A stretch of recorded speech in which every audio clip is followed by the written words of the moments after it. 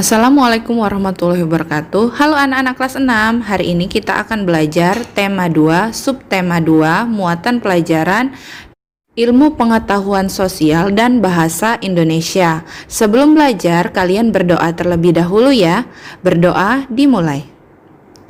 Berdoa selesai. Kemudian jangan lupa siapkan alat tulis, buku catatan dan buku latihan serta buku tema 6.2-nya. Minggu kemarin kita sudah belajar tentang sejarah proklamasi kemerdekaan Indonesia. Nah, sekarang kita akan mempelajari sejarah setelah proklamasi kemerdekaan Indonesia. Setelah proklamasi kemerdekaan Indonesia pada tanggal 17 Agustus 1945, seharusnya bangsa Indonesia telah merdeka dan terbebas dari segala bentuk penindasan serta penjajahan. Namun, kenyataannya tidak demikian. Bangsa Indonesia masih perlu berjuang mempertahankan kemerdekaan Indonesia. Nah, mengapa ya anak-anak? Oke, simak penjelasan Ibu berikut ini ya.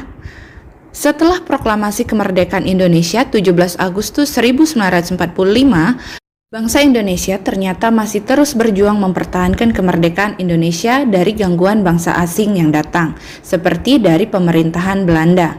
Pasukan Belanda kembali datang ke tanah air. Kedatangan ini disambut dengan berbagai bentuk perlawanan oleh bangsa Indonesia, sehingga sejak tahun 1945 sampai tahun 1950, telah terjadi berbagai macam pertempuran di berbagai daerah antara pihak Indonesia dengan pihak Belanda yang dibantu oleh pasukan Inggris.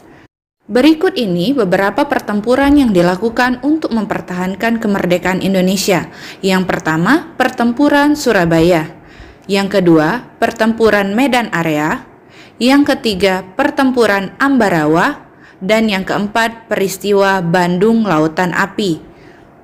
Oke, sekarang Ibu akan menjelaskan yang pertama, pertempuran Surabaya. Pertempuran Surabaya berlangsung tanggal 27 Oktober sampai 20 November tahun 1945.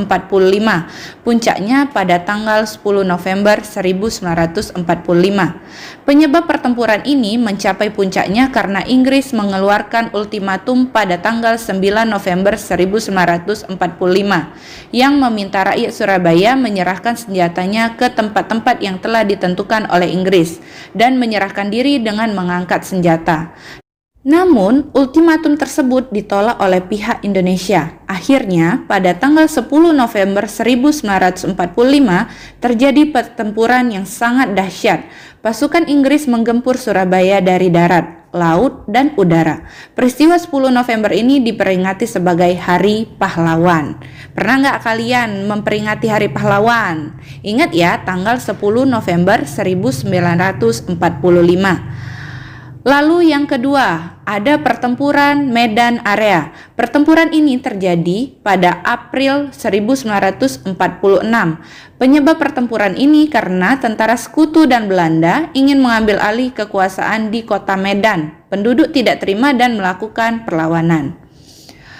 Lalu pertempuran Ambarawa. Pertempuran Ambarawa terjadi pada tanggal 20 Oktober 1945 sampai 15 Desember 1945. Penyebab terjadinya pertempuran ini karena perlawanan pasukan tentara keamanan rakyat terhadap upaya pasukan sekutu untuk menduduki Ambarawa dan sekitarnya dan mengembalikan kekuasaan Belanda di Indonesia melalui Nica. Untuk mengenang peristiwa tersebut, maka dibangunlah Monumen Palagan Ambarawa. Lalu yang keempat, peristiwa Bandung Lautan Api. Peristiwa ini terjadi pada tanggal 23 Maret 1946. Penyebabnya karena dikeluarkannya ultimatum oleh sekutu yang mengandung perintah untuk mengosongkan bagian utara kota Bandung dari rakyat Indonesia. Ultimatum tersebut mendorong tentara Republik Indonesia melakukan operasi bumi hangus Bandung bagian selatan untuk mencegah tentara sekutu dan Nica menggunakan semua fasilitas sebagai markas mereka. Nah anak-anak, tahukah kalian upaya mempertahankan kemerdekaan Indonesia tidak hanya dilakukan melalui pertempuran, namun juga dilakukan melalui jalur diplomasi, perjanjian, dan perundingan seperti Perjanjian Linggarjati, Perjanjian Renville, Perjanjian Rumroyen, dan Konferensi Meja Bundar. Oke, yang pertama Perjanjian Linggarjati. Perjanjian Linggarjati adalah perundingan antara Indonesia dan Belanda di Linggarjati, Jawa Barat, yang menghasilkan persetujuan mengenai status kemerdekaan Indonesia. Perjanjian tersebut ditandatangani secara sah oleh kedua negara pada tanggal 25 Maret 1947. Namun, perjanjian itu tidak berjalan mulus, sehingga pada tanggal 21 Juli 1947 meletuslah agresi militer Belanda I. Selanjutnya, Perjanjian Renville. Perjanjian ini dilakukan antara Indonesia dan Belanda. Perjanjian ini ditandatangani pada tanggal 17 Januari 1948 di atas kapal perang Amerika Serikat. Nama kapal tersebut adalah USS Renville yang berlabuh di Pelabuhan Tanjung Priok, Jakarta. Perundingan ini dimulai pada tanggal 8 Desember 1947. Perundingan ini ditengahi oleh Komisi 3 negara, yaitu Amerika Serikat, Australia, dan Belgia. Delegasi Indonesia dipimpin oleh Amir Syarifuddin dan delegasi Kerajaan Belanda dipimpin oleh R. Abdul Wijoyo Atmojo. Lalu yang ketiga, Perjanjian Rumroyen. Perjanjian ini dimulai pada tanggal 19 April 1949 dan ditandatangani pada tanggal 7 Mei 1949 di Hotel Des Indes, Jakarta. Nama perjanjian ini diambil dari kedua pemimpin delegasi, yaitu Muhammad Rom dan Herman van Rooyen. Tujuan perjanjian ini adalah untuk menyelesaikan beberapa masalah mengenai kemerdekaan Indonesia sebelum konferensi Meja Bundar di Den Haag. Selanjutnya, Konferensi Meja Bundar. Konferensi Meja Bundar berlangsung pada tanggal 23 Agustus 1949 sampai 2 November 1949. Hasil dari Konferensi Meja Bundar adalah sebagai berikut. Yang pertama, Belanda mengakui Republik Indonesia Serikat sebagai negara merdeka dan berdaulat. Yang kedua, status Irian Barat diselesaikan dalam waktu setahun sesudah pengakuan kedaulatan. Yang ketiga, akan dibentuk Uni Indonesia Belanda. Yang keempat, Republik Indonesia Serikat mengembalikan hak milik Belanda dan memberikan hak konsesi dan izin baru untuk perusahaan-perusahaan Belanda. Yang terakhir, pengambil alihan hutang Hindia Belanda oleh Republik Indonesia Serikat. Nah, anak-anak, itulah tadi sejarah setelah proklamasi kemerdekaan Indonesia. Baiklah anak-anak, selanjutnya kita akan mempelajari bagaimana cara menuliskan informasi penting suatu teks. Contohnya tadi yang Ibu jelaskan, teks sejarah setelah proklamasi menggunakan kalimat efektif. Apa sih kalimat efektif? Nah, kalimat efektif adalah kalimat yang memiliki susunan sesuai kaidah bahasa Indonesia yang tercantum dalam PUEBI. Apa PUEBI? PUEBI itu adalah Pedoman Umum Ejaan Bahasa Indonesia.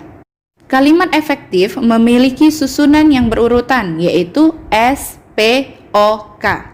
S adalah subjek, P predikat, O objek, dan K keterangan. Berikut Ibu jelaskan penjelasannya. Yang pertama, S, subjek, adalah orang yang melakukan pekerjaan tertentu dalam kalimat. Tidak hanya orang, subjek dapat berupa kata benda, hewan, dan tumbuhan. Yang kedua, P atau predikat. Predikat adalah tindakan yang dilakukan oleh subjek dalam suatu kalimat. O atau objek adalah sesuatu yang berdasarkan pada aktivitas subjek. Dan K atau keterangan merupakan penjelasan di mana, kapan, dan bagaimana suatu peristiwa terjadi dalam kalimat. Ayo anak-anak, sekarang perhatikan contoh kalimat efektif berikut. Insinyur Soekarno dan Dr. Andes Muhammad Hatta memproklamasikan kemerdekaan Indonesia di Jakarta. Nah, subjeknya yang mana anak-anak? Ya, benar sekali. Insinyur Soekarno dan Dr. Andes Muhammad Hatta. Lalu predikatnya yang mana ya anak-anak? Ya, benar sekali. Predikat atau tindakan yang dilakukan oleh subjek dalam kalimat itu memproklamasikan. Lalu ada Sesuatu yang berdasarkan pada aktivitasnya. Iya, kemerdekaan Indonesia. Dan di mana subjek melakukan proklamasi kemerdekaan Indonesia? Iya, benar sekali, di Jakarta. Nah, di Jakarta itu merupakan keterangannya. Di mana keterangan tadi penjelasan di mana, kapan, dan bagaimana suatu peristiwa terjadi di dalam kalimat. Nah, sekarang coba kalian latih secara mandiri menentukan subjek, predikat, objek, dan keterangan dari kalimat efektif yang Ibu tampilkan berikut ini. TKR atau Tentara Keamanan Rakyat dan rakyat melancarkan serangan ke markas sekutu. Coba bisa kalian jeda video ini untuk mencari S, P, O, dan K-nya ya. Bagaimana anak-anak? Sudah kalian kerjakan? Oke, sekarang kita koreksi bersama ya. TKR, Tentara Keamanan Rakyat dan rakyat melancarkan serangan ke markas sekutu. Nah, subjeknya yang mana? Subjeknya? Iya, benar sekali. TKR atau Tentara Keamanan Rakyat dan rakyat itu merupakan subjek. Lalu predikat atau kata kerjanya yang mana? Iya, benar sekali. Melancarkan. Selanjutnya, objeknya. Objeknya apa anak-anak? Iya, serangan. Nah, serangan ini objek ya. Lalu, di mana keterangannya? Iya, ke markas sekutu. Itu merupakan keterangannya. Baiklah anak-anak, itulah tadi penjelasan materi subtema 2, muatan ilmu pengetahuan sosial dan bahasa Indonesia.